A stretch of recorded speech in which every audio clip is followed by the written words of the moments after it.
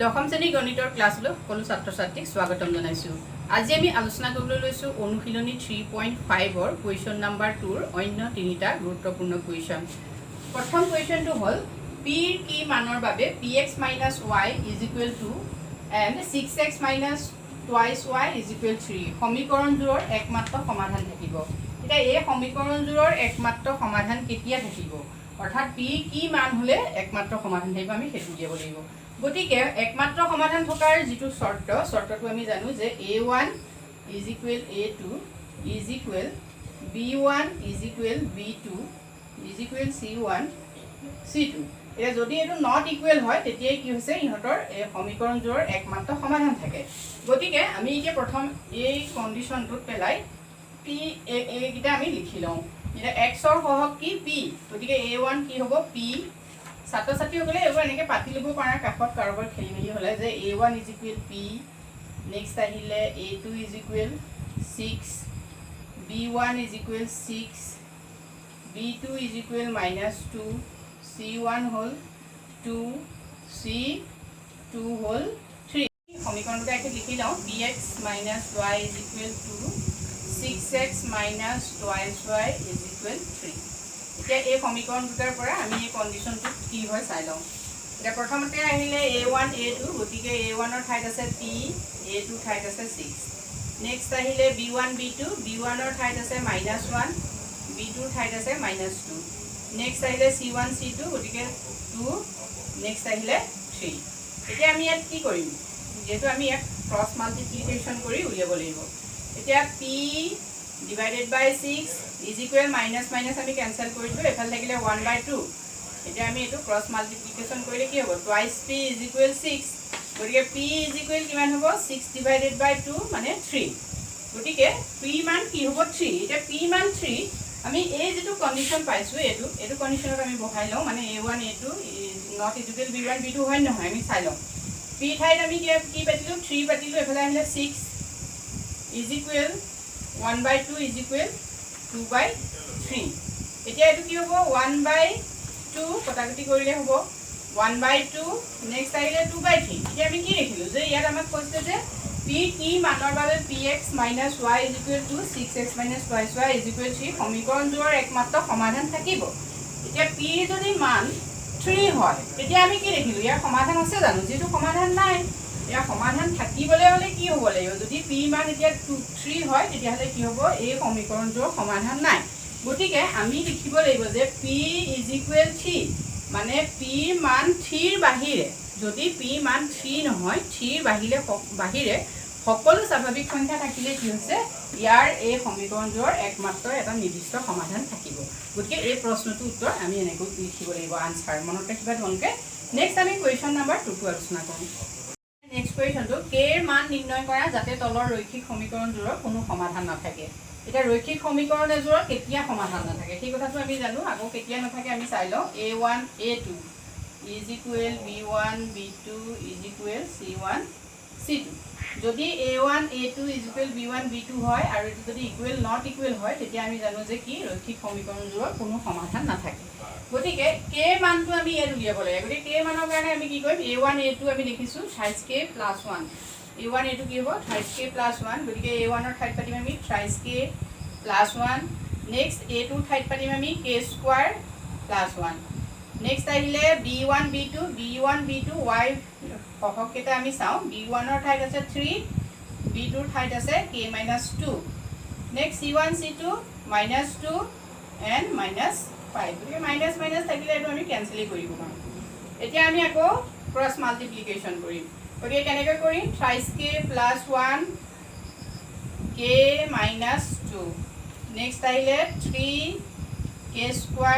+ 1। এতিয়া আমি কি কৰিম, thrice k কৰিম, তেতিয়া কি হ'ব, thrice k², ঠিক আছে। নেক্সট আহিলে এইটো যিহেতু thrice k আমি মাইনাছত কৰিম, -2 কৰিম, গতিকে এইটো চিনটো মাইনাছ হ'ব। এইফালে আহিলে 6k + 1k, গতিকে k - 2 1 2 × 2। নেক্সট আহিলে thrice k² + 3।